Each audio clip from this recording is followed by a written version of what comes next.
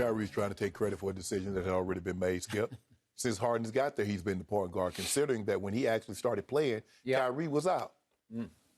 He's a natural. James Harden is a better fitted point guard than Kyrie. Agreed. Kyrie is a lot like a lot of these guys that have point guard at the end of their name, but they're masquerading. They're actually two guards. Yep.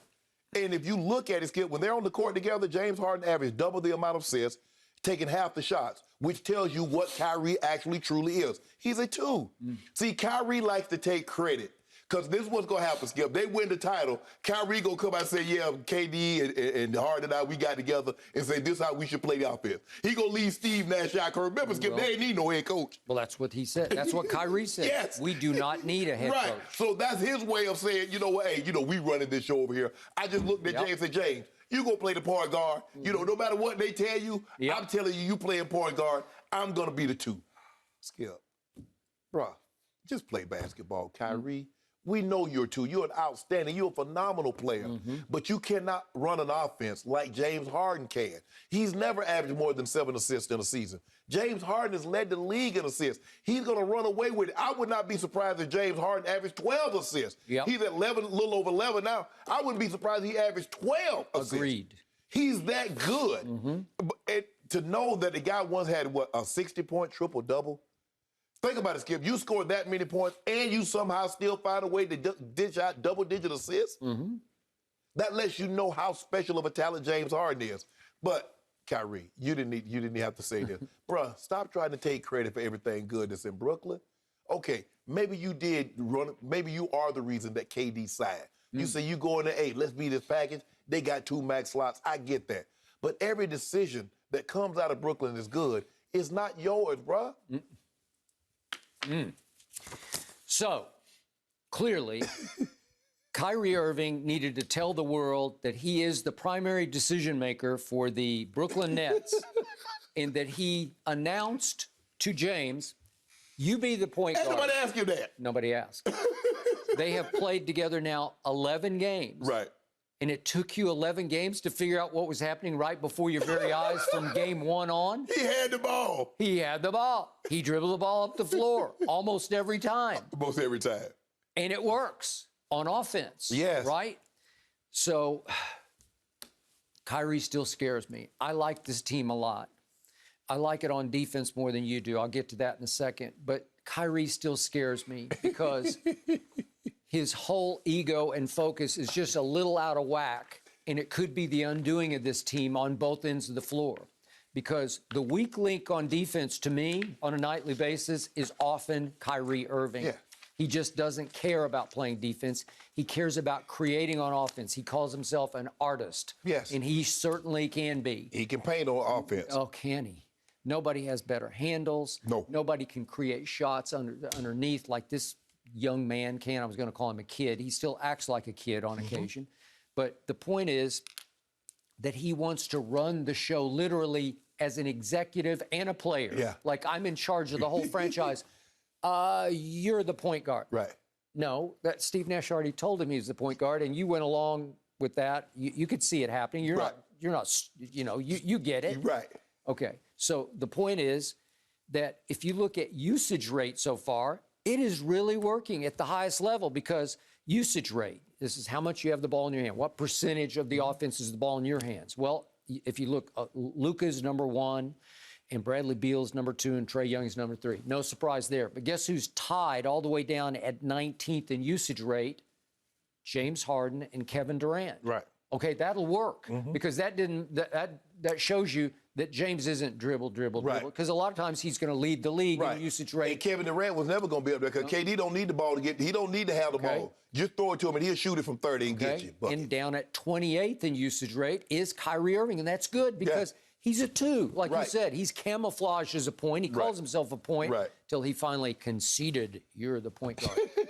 But he's a great 2 because he can run around, get his shots. And James is really good at trying to get them their spots. Right. Get them the ball. And plus, James is bigger, Skip. He can just see over the defense. He can. He's 6'5". Yeah. He doesn't look 6'5", but he's a full 6'5". And he just, Skip, he's just Look, James Harden is an elite scorer. There haven't been very many guys that can score the basketball, but there haven't been I don't know if there's ever been a guy that can score the basketball that can also run an offense like he can. I'm not sure there's ever been. I agree. That combination is at the highest level because he is capable of getting you 60 if you need him to. Like Nash said after the game the other night, his playmaking is what makes our team improve the most. Right. He talked about, we want him to be aggressive and score the ball and shoot the ball. But the special part of what he brings to our team is his playmaking. Yes. Well, it is. It is. That does allow us all to fit together. Well, if you didn't have that, you'd have trouble. That's what everybody thought. One basketball for three guys. No, he's the distributor of the basketball. And he's clearly okay with not taking his customary 22, 23 shots a game. He's like, I get everybody involved. I'm going to get mine. Because he's still, you can't stop that step back. You just hope he misses it. He still can slither his way to the basket. He can. And he go to the free throw line, he's going to make 85, 88% of those shots. So he still can get buckets if that's what he needs. Yep. But he says right now what this team needs from me is playmaking. Not so much shot making, but playmaking. Let Kyrie dance. Let KD. Let these other guys. Let me find Joe Harris wide open when they try to double KD or try to take Kyrie away. And Joe Harris is getting wide open, uncontested look. Or he's finding guys at the rim for easy dunks. Yep. So already James Harden is averaging 11.2 assists. And with the Nets, it's 11.6. So to your point, it's going up, up. But he's running away with the assist title because so 11.2 to 9.4. He's gonna be 12. Skip. He's gonna have numbers like Stockton and Magic Johnson, all those old school point guards that were true point guards. Skip. He's about to have numbers like that, and I didn't think we'll ever see numbers like that again in this NBA because guys are so conscious now. Skip. People don't give you credit. If you're not putting the ball in the bucket, because everybody talking about putting the ball in the bucket. And so you're not getting the credit. Stockton got credit for being a pure point guard. Magic got credit. Isaiah got credit for being pure point guard. In today's game, Skip, Isaiah once averaged, I think, like 13 assists a season. Yeah, but he still had a lot of in him. But Skip, we point guard that can handle the rock like he could. Yep. So he was Kyrie before Kyrie. He was. I'll buy that. Rod Strickland, all those guys that had to handle behind the back, all between the legs. And remember, Kyrie is undersized. He's only like 6'2". 6'2", yes. Okay. He just like Isaiah 6'1". But the kiss off the glass to be able to either hand, that's what Kyrie can do. Kyrie is a shot maker. Yep. So from three, Skip, mid-range. As you mentioned, free throw. He's leading the league in free throw. I think it's like 94, 95%. He's special. Very special. But you not Sean Marks. Nope. But he'd like to think he is. He's both Marks and Nash all in one. He wants to wear both those hats and tell James, you be the point guard. Skip, I looked at dead in his eye. I said, you the point guard. It is. It's funny.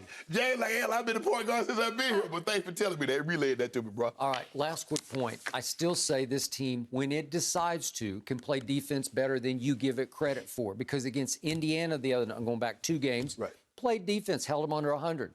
Against Golden State at Golden State, at least in the first half, they just clamped down and said, no, we'll do it for a half until we pull away. Skip, the thing with Golden State is predicated on Steph making shots. If he can get you 40, they're going to be in every game. Yep. But when he struggles, because I can't count on consistently Kelly Oubre. He might give me 40, but he might give me 6. He might. Andrew Wiggins has been a little better, a little more consistent. He'd give me somewhere between 15 and 20. Yep. Draymond is going to be Draymond. He'll give me 6, 12, and 8. You're right. It's all about Steph. It's all about Steph. But even the great Jeff Van Gundy said, Brooklyn, the Nets have done a great job through the first half at Golden State. Exactly. But he said that's what's been impressive. So he knows, Skip, their offense is their defense because they stress you so much offensively. You know they getting to 120, 130. Can you? Yep. And in the second half, they sort of took their foot off the gas, and they don't care. It was over. They have to care about it. But when they decide to, they can play, I'm not going to say great defense, they can play good enough defense to win the East. But the thing is, they're going to catch the Dickens dealing with Embiid. because Embiid might average 40 and 25. Well, because they got no answer for Embiid. okay, He'll well, load. DeAndre's going to have to take something. He's going to have to try. But I don't think anybody can stop Joel. I told you. That's the way you playing right now, Skip. He's on another planet right now. Okay, well, that's why I told you so far I have him as my MVP. Now, they're on a West Coast swing. It's going to get tougher and tougher here. So let's see how they hold They up. got to have to win some of these games. They can't go over, Skip.